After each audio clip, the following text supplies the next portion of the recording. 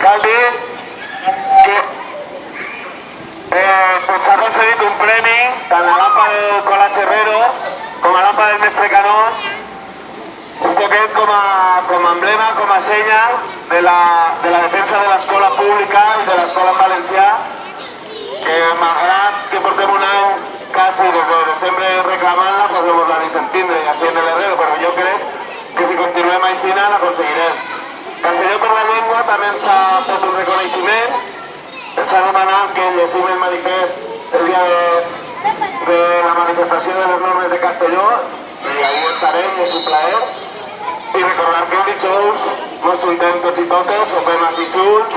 hi haurà una picaeta, hi haurà activitats per als xiquets i pues, contarem coses bones de la nostra escola i pujarem l'ànim. Anem a acabar com se mereix esta consellera que l'únic que pot fer si té un poc de vergonya és dimitir, anem a despedir-la en una fortxulada.